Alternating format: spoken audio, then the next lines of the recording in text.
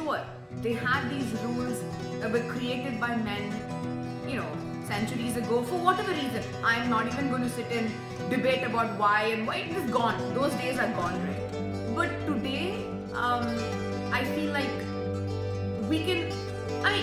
these same people who put these rules, when I do Varalakshmi Vratam, yeah, there'll be like 1 or 2 people who will make these comments, but there'll be 99 people who will, be very excited about it, right? So that's how we'll bring about the change.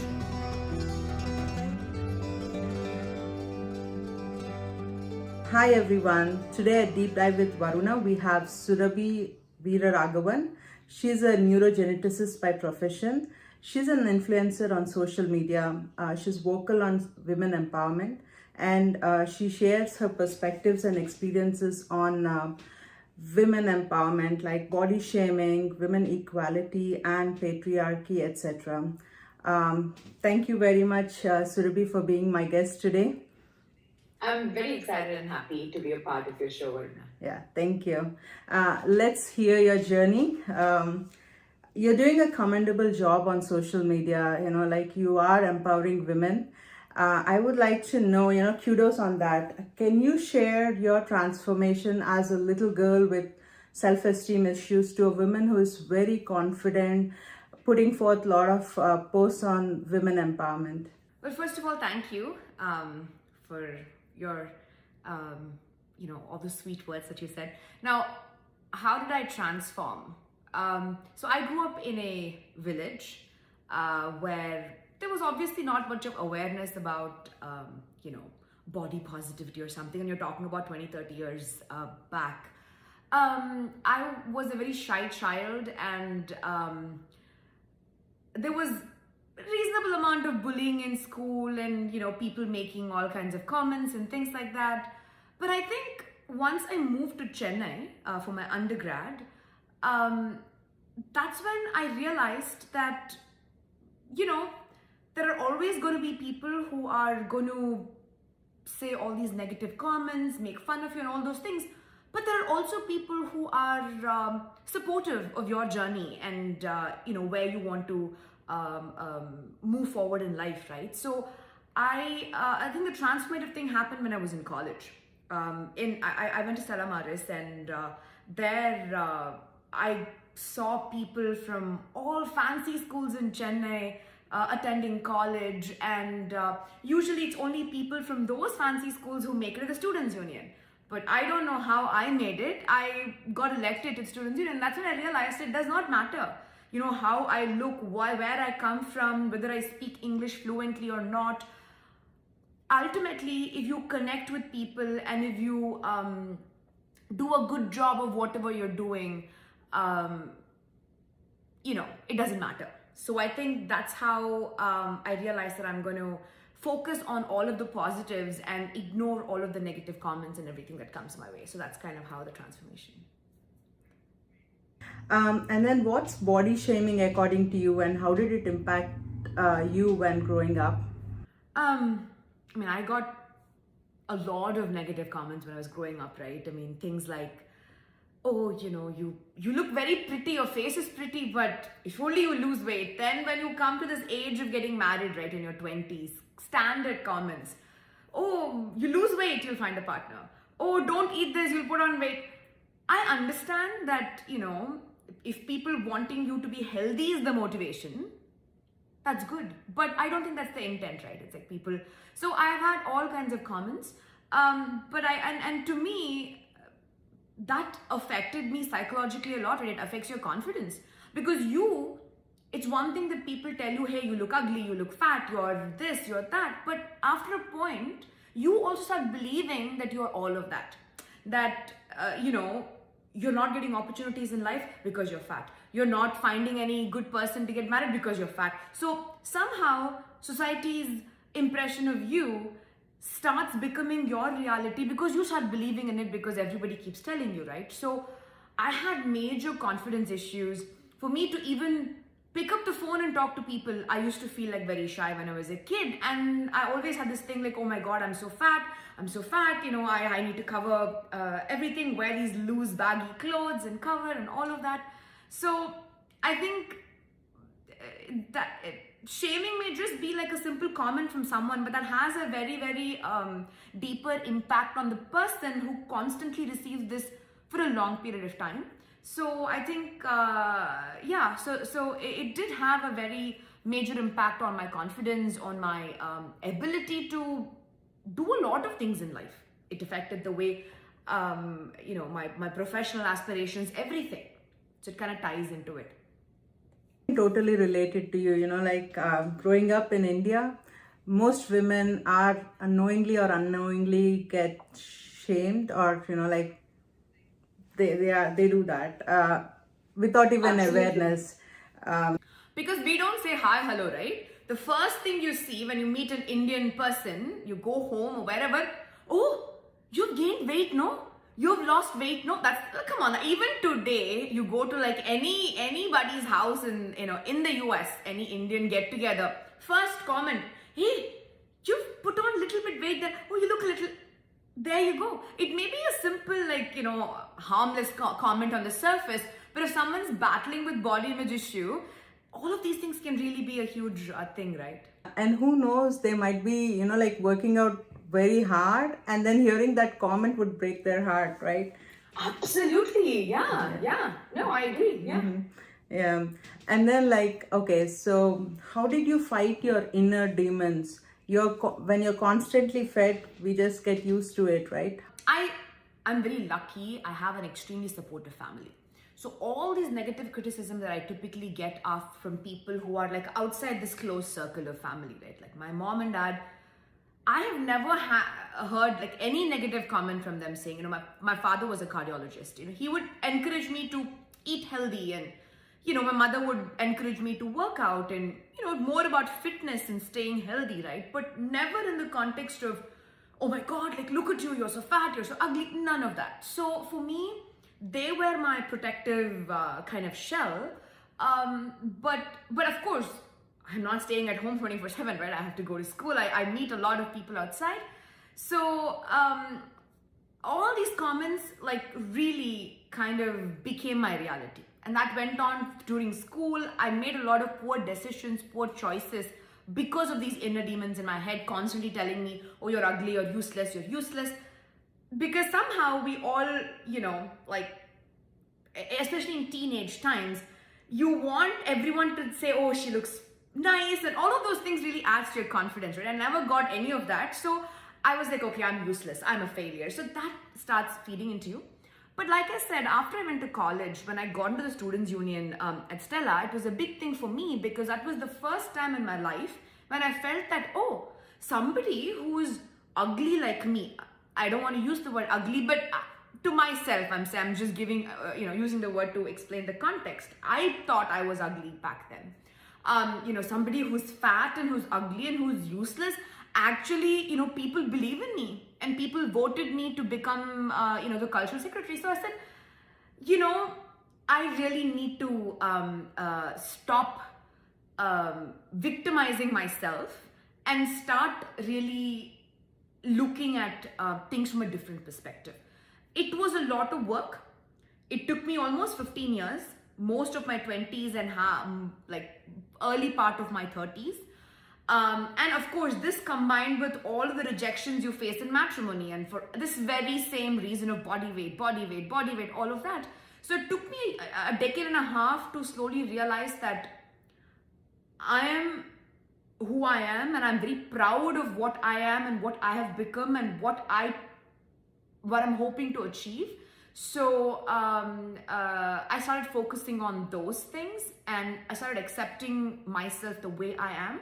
But that acceptance and accepting my flaws, all of it took time, about a decade and a half. But when you have a very supportive family and friends and people around you who support you, who cheer you on, it becomes a little easier.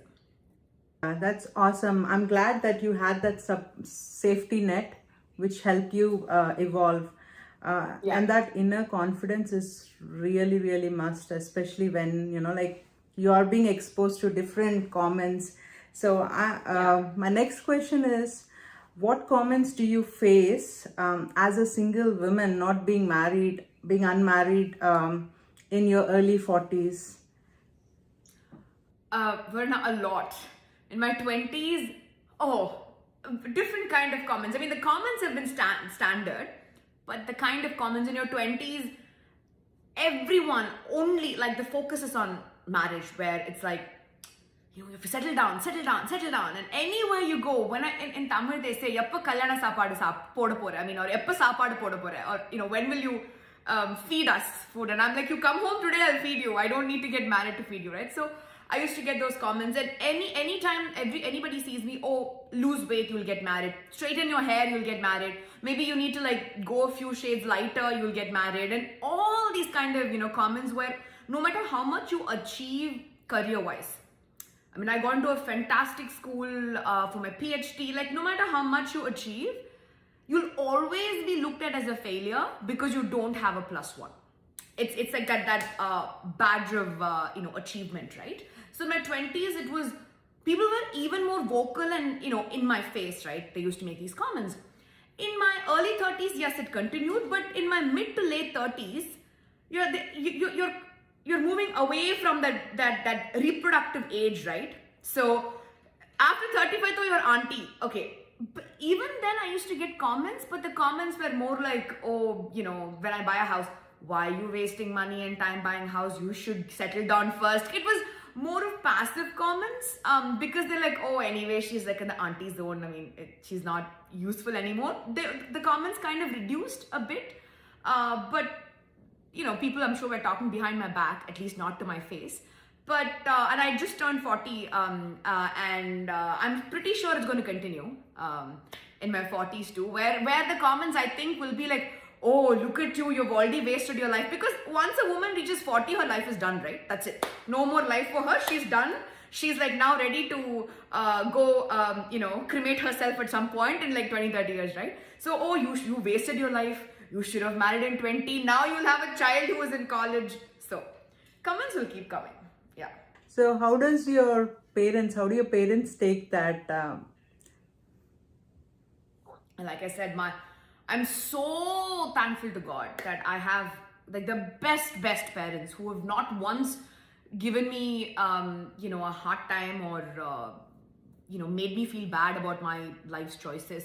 My mother and my father, both of them. Initially for my father, I'm the first child. So you know how dads and first child, they're like, I'm my dad's like very precious, gift, right? So, so my dad was initially a little worried, what is happening in my 20s. But my mom made him understand that, hey, she's happy. And once he saw how I was really happy, then both of them, didn't have any issues and they just want me to be happy. And I remember I lost my dad 5 years ago. And even when, towards the end of his life, his thing was, hey, I want you to be happy. I know you will be happy. You will take care of people around you. So I think the confidence that my dad and my mom gave me, I think was the biggest, best thing I had, to face any of these criticisms and problems in life.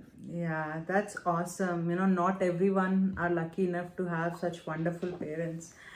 Yeah. And I see you're a dancer, like what role does dance play in your life? I think it's, I would say, multiple roles. Initially, I learned dance because everybody around me was learning dance. It's something that, I was just put in the class, so I learned. And then after I came here, I started performing a lot. And even then, it was more for the attention, right? Oh, I go dance on stage, people like look at me, and I wanted to be there on stage, and it was more about the physical attributes and benefits of dancing, right? Okay, you dance, you're fit and all of those things. But I think in the last 5 to 6 years, I've evolved to a stage where dance is more than just something that I go perform and come back. It's my friend, my best friend, my companion that helps me cope with all the highs and lows of my life. It's the one thing, just very similar to my faith. My faith and dance are the things that has stayed with me through all the ups and downs, highs and lows of life. So it is a way in which I communicate with my God, with my creator, with that divine power. So for me, being able to do that is a blessing. So now I don't care if I am able to go on stage and perform a dance piece or something. It doesn't, I mean, the last time I performed was a while ago. It doesn't matter to me. When I feel like, okay, I'm low, I pick up some of my favorite songs and I just dance in front of my puja space. I practice, I feel great. So it's become more of my companion, a way in which I connect with divinity, a way through which I express myself sometimes. So it's more than just a physical form right now. Is it like meditative when you dance? It is meditative. It definitely, on one hand, it calms me down. On the other hand, it helps me grieve. So I go through like various emotions when I dance. So, there are times if I'm agitated and if I'm dancing, I have a very calming feeling. But if there are some times I really want to grieve, I want to cry, I want to do that, I dance, and it helps me, express my emotions in various ways depending on what I go through in life. So I think it is, yeah. And when your sister decided to pursue dance as her career, how supportive were your parents? My dad initially didn't understand what, getting a master's in performing arts was and all of that. So he was again like a little concerned, but he soon understood and realized that it is a career option that one can pursue and all of that. So again, like I said, both my parents have been the most supportive of my sister's journey, and so very, very, very supportive of that. I see that Arbi and you are very confident women. Now I know like you have such great parents. That's why you are out here helping a lot of women. That's great. What's your take on patriarchy? I mean, it's a very long, story. It's a big subject, but for me, the kind of space that how do I put this? So in today's day and age, right? Women get educated. We all go to school. We get our degrees, diplomas. We get a job. Many of us, significant proportion of people are financially independent. But where does patriarchy creep in, right? I think it is, for me, in today's context, for me, it's about these subtle things that we don't actually talk about. Simple example of expectations that even if a woman is, a working woman, she's expected to come back home and to do all her wifely duties, right? So even though superficially people might say, oh, what patriarchy? Yes, it existed before. Now things are changing. It's different. But there are still a lot of things where or situations where men and women are not treated the same way. Yes, we all have our unique traits. Men have their unique things, women have their unique things. I'm not going to sit here and argue about, anthropologically, how does this work and all of that. But the idea is, when it comes to the law, when it comes to opportunities, when it comes to rights, when it comes to things, all genders, man, not just man, woman, all genders must be treated the same way. If I can go get a job in this company A, so should a man or somebody of any gender should get that, right? That's how I look at, equality, right? And when that is not happening, and when there's an expectation that, oh, you can be a woman, get a job, do all of it, but when you come to a house, you still have to be the primary person planning the menu, cooking the menu. Sure, your husband can help you do the dishes, but first of all, I have a problem with the word helping, but we'll come to that later. But I'm still expected to do the emotional load of planning this weekly menu, planning what my child is going to do, planning all of that emotional labor, everything that I'm doing. So those kind of expectations, I think, all come under this big umbrella of patriarchy, or, different double standards, different standards for men, different. I mean, smoking is bad for everyone, period. Like, nobody should smoke. But saying that, oh, it's cool if a man smokes, not cool. No, yeah, everybody's lungs are going to get, completely affected. Everyone's going to die, meaning, so those are the kind of double standards where, if a man does something, it's cool. A woman does something, it's bad. I mean, if a man is assertive, he's a great boss. But if a woman is assertive, she's a bitch. I mean, things like that, right? So I think those kind of double standards and things are things I think should change. Yeah, and it's not just in India, like it's prevalent over the world. Oh, yeah. Yeah. This like American women, like not to put one country, but the subtle things that happen everywhere. Like if a dad changes a diaper, that's a big thing. And then, like things like that. So how can we collectively bridge that gap between men and women, like whether it's equal rights or responsibilities? I think, again, there are so many layers that one needs to address to be able to do that. I think there's a lot of gray areas here.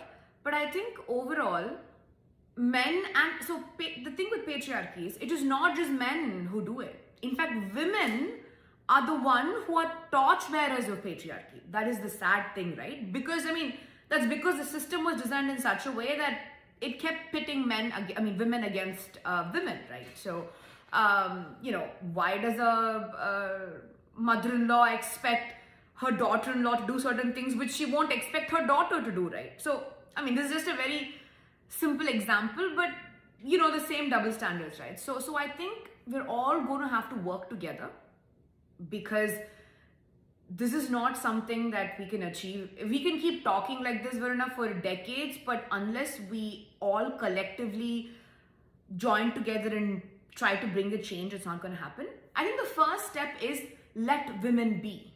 Like, you don't have to be our moral police. You don't have to police us. Just let us be. Let us first breathe. I walk 10 steps and, oh, don't do this. Wear your dupatta, pin your dupatta, do this. Some guy will look here, oh, enough.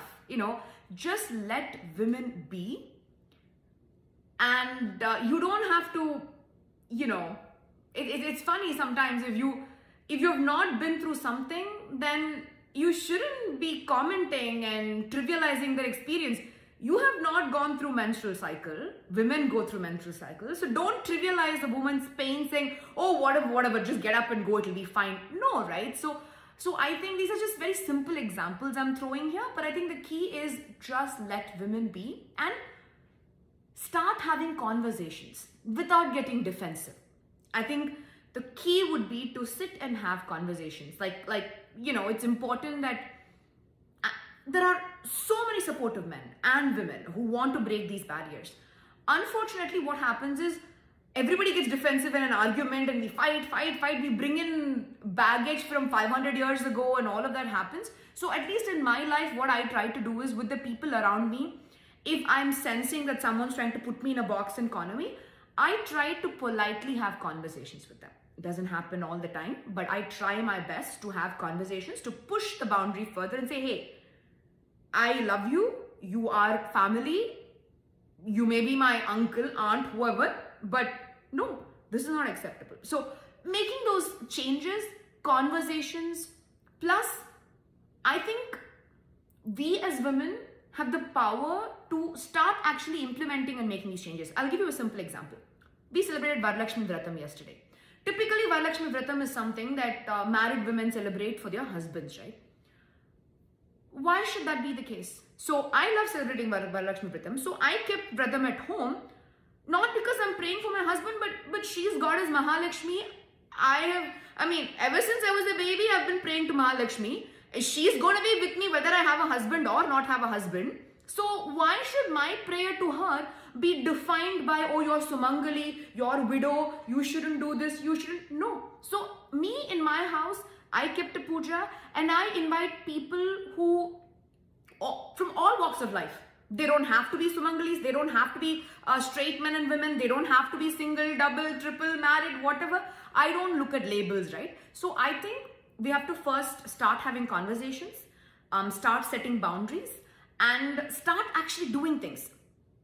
Like, go out there and start doing things. Be the change you want to see. So I think there are different levels and layers in which we can approach this, I think. And I feel like it needs to start at home at some point, because if your confidence has been shunned at every point, like you need to be done in a, the task in a certain way, or, you're being guided by a man, that confidence level reflects at your work also. You hesitate to ask for promotion, or you hesitate to speak up when there's a need. So it's a ripple effect when you're getting that confidence, when you're getting that, hey, you can do it by yourself, you can go get that thing, then it applies in other areas and other aspects of life. And then absolutely. And you brought that Varalakshmi Vratam incident. My mom is I lost my father recently. She's still hesitant to go out to public, like what will others think? And at home, like I have watched her doing puja every year, and I love, like as a little girl, she used to do it, and then I used to tag along with her. And then this year she's with me, and she didn't want to, no, I am not supposed to say. I said, like, what's that? That doesn't make sense, because you have been doing that for like several years, and it doesn't matter whether you're, you're Sumangali or you're widow, like it shouldn't matter. God doesn't care about it. Like, it's just that the community, the society has set some rules. I don't know why back then, but yeah. Mm-hmm. But I mean, that's the way I look at it, right? So sure, they had these rules that were created by men, centuries ago, for whatever reason. I'm not even going to sit and debate about why and why. It is gone. Those days are gone, right? But today, I feel like these same people who put these rules, when I do Varalakshmi Vratam, there'll be like 1 or 2 people who will make these comments, but there'll be 99 people who will, be very excited about it, right? So that's how we bring about the change. Whenever I have a lot of friends who are from the LGBTQ community. So whenever I have Deepavali celebration, any festival puja I do, I invite all of them and we celebrate it together. So, maybe 1 or 2 days people might comment, but you know what? When one person sees this change, 10 other people will start making the change. Then before even there'll be hundreds of people celebrating these things in a most inclusive way, right? So I mean, in my 20s, maybe I would have been worried about these things, but today, it is my connection with my God. I will celebrate it the way I see fit, in the most inclusive way, which I know will make, my God happy. So that's how I approach things. Going back to the social media, like as an influencer, what are the most common issues that women who follow you echo with you? First of all, I feel very conscious when somebody says influencer, because I feel like I don't plan content I put out there. I just honestly like share whatever I have gone through and people relate to it. So the area where I feel like I get a lot of comments is definitely body shaming, matrimony. Those two, anything related to that, I feel like a lot of people like immediately echo those thoughts. Also, whenever I talk about double standards in the society, between men and women, I get a lot of comments saying, Akka, yes, this happened to me. Yeah, this happened to me. So I think so many women and men, right? Because like I said, patriarchy doesn't affect just women. It affects men also.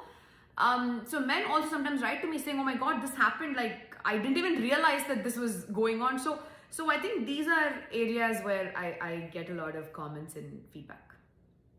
And you put a post about matrimonial advice.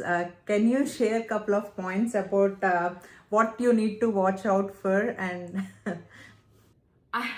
I think, again, in my 20s and in my 30s, I've had like different sets of experiences. But the minute somebody comes and tells you, oh, just get married and then things will fall in place. No, nothing will fall in place. It's sure if you get married when you're 18 years old, like 200 years ago, how things were, sure, you will be forced into something and then you will just go with the flow. But we're all thinking human beings, like how we're supposed to be. how does all major flaws just become okay by just tying the knot? I don't understand. So I think big red flags for me would be if your partner or somebody who you're dating is very ashamed, uncomfortable of the things that you're doing, and they want you to constantly change. That's a huge red flag for me. And that's happened to me so many times in dating, where they'll be like, oh, why are you wearing this kind of dress? Like, you know, you should color your hair, you should do this. It's one thing to tell your partner, hey, you know, adu potu koda, like, you know, yeah, I would love to see you in this dress. That's different. That is because you're like, you want them to coordinate, you know, if you're wearing a quad set, you want them to do it. That is different, right? You're like, out of love, you're telling someone to do something for you. But this is constantly like micromanaging to a point where, oh, you should not order this, only get this, or do this, and don't speak loud, and, you know, oh, you can't do this, and you overly controlling behavior. That is a definite like red flag for me. Somebody who's constantly you know, who has expectation that, oh, women should be this, men should be this. Those kind of things are like huge red flags. And you'll be surprised, it's 2023, but you'll be surprised to see the number of men on these dating apps who have these very outdated thoughts. So it is still there, even in America. So, and somebody who is very picky about who's very like rigid, I would say, about life, you know, everybody should make compromises, yes, but it has to come from both ends. It can't be like it's my way or no way. Then, I mean, sorry, it's not gonna, yeah. It's hard to stay in that for long. Yeah. And like, what do your followers seek from you? Actually, like I said, my Instagram is not like, you know, a page of other influencers or something, right? It's not like, you know, I am marketing a brand or I have this content I post. No, it's like I have 50-60K friends. That's how it is. I don't look at like numbers. It's like I have an extended circle of like people with whom I converse, I communicate, and we just feed off of each other's, you know, like conversations and everything. So that's how I look at it. So I don't know what they expect from me. I don't think, and I also don't, you know, plan my post. I should do this. I should project this kind of none of that. This is just a personal blog sort of a thing where I just document my day-to-day things and people resonate with it. And yeah, so I don't think there is expectations, or at least I don't know if there are. Did you make any good friends in this journey? Absolutely. There are many friends that I have, in fact, some of them I've only messaged through Instagram. I've never met them in person, but they are like well-wishers, and every time something sweet happens in their life, they'll message saying, Akka, you know what? Now I'm so confident thanks to your post. I cleared my job interview, or if somebody's in like an abusive relationship, they get help, they message me. It's absolutely, you know, wonderful reading those messages. I'll at least get one message a day at least on some level. Somebody, at least one person would message saying, Akka, you know, I can't believe you put this post because I was just thinking about this. Yours came as an answer. So, yeah. And I have met a couple of people who I met them on Instagram. Then we've become very good friends offline. So yeah, it's been good. And then obviously there will be trolling. So how do you handle trolling? I don't handle. I mean, in the sense, if I'm being very honest, 99% of the times, I only get positive comments, which is kind of hard to believe because a lot of people say that, you know, it's a lot more negative things on social media. But for me, even those 1% negative comments, sometimes, yeah, it like upsets me every now and then. But if it's like a really nasty comment, I just like, you know, block them and I just move on. I've not had that many that I had to keep blocking or something, right? But if it's somebody who's ignorant and if I try to have a conversation, I help them understand, that's great. Otherwise, I just don't spend too much time. Sometimes it bothers me. I may even give a response. and people say, there are 99 people appreciating you, you don't bother to respond for that one comment, you bother to respond. It's not because it affects me so much, but it's more of, I want to provide an explanation. Maybe that will help you remove that ignorance that's there in that person, right? So out of that kind of context, I sometimes respond to those messages. Otherwise, it's okay. There'll always people who will say something.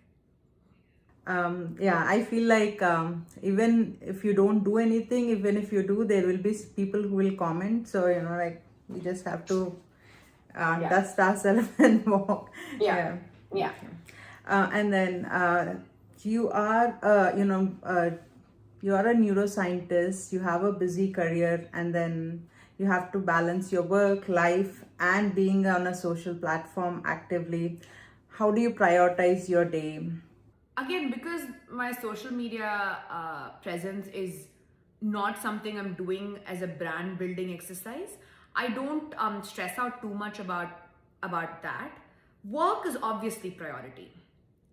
Family is obviously priority, which includes very close friends and all of that, right? Those are priority for sure. Dance is priority. I teach dancing, so my students are my priority. So every day, obviously work takes up most of my time, and then of course my fitness, my workouts, my dance classes that I teach, and various other things that I do will take a priority. Social media unfortunately gets pushed very, very down the priority list. So there'll be weeks I may not post, and I don't check the gram all the time. So it's something that gets pushed down a lot. So every week I try to at least share a few stories or something like that. So it's more about balancing, in the sense that there are some days that will be heavy on work and dance and only that. There may be some days when it will be more heavy on maybe my family needs me more those days. Maybe even work might not take that much priority. So it's all about balancing and not stressing out about.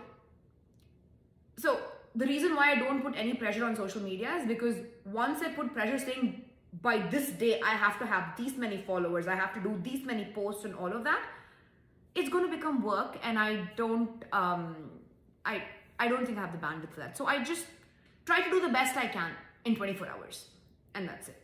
If I win, I win. I don't. Yeah. You post about autoimmune disorder, and then I saw you losing weight. You lost a considerable amount of weight. What was that triggering point to lose weight? And you have done an awesome job with losing weight. How did that happen? It was all because of my diagnosis, honestly. In 2020, early 2020, right before COVID, I was diagnosed with my autoimmune disease. It's arthritis. So my doctor was like, look, your numbers are off the chart. It's really bad. You have to lose weight. So it was more of, okay, I have to do this. So then it was a wake-up call for me. Because I know if I don't take this seriously and do this now, my quality of life is going to dramatically decrease in my 40s and in my 50s. And it's not just inflammation of the joints, right? It's also inflammation of all the organs in your body. So it's going to dramatically reduce your quality of life. So it was more of a wake-up call at that point for me. And I said, okay, I got to do. So then my scientist mode comes on, where then I document everything. I have a journal, I do this, I do that, I'm meticulous with the planning, and then things fell in place. So the combination of medication and dietary changes and exercising and all of that, all done under medical supervision. I want to underline that, because there are too many people on social media saying 10 billion things, do's and don'ts. Please go to a doctor or a qualified professional and follow what they tell you. Things will work out. So it's you're doing a commendable job helping women, putting out your thoughts, and then people relating to your thoughts is really good. Before we close this conversation, any suggestions that you want to give out for the viewers? I would say, life is too short. I know this is such a cliche thing that everybody keeps saying, but that is the truth. When I got my second chance, sort of after my autoimmune diagnosis, I realized that in a matter of a second, everything can be taken away from you. I couldn't walk for almost 6 months, couldn't move my limbs, couldn't dance. A very important part of me I thought was lost forever, right? So that made me realize that life is too short. It is too short. So don't hold grudges. I mean, I do too sometimes. It's work in progress. We try hard not to do it. So don't waste your time on regrets, grudges, none of that. Go live your life. If there's something you've always wanted to do it now, do it today, not tomorrow. Just live your life because every minute is precious and it's worth it. Thank you very much, Surabi, for being so open, and that's such a nice, honest conversation. Thank you very much. Thank you. Thank you for having me on your show. Thank you.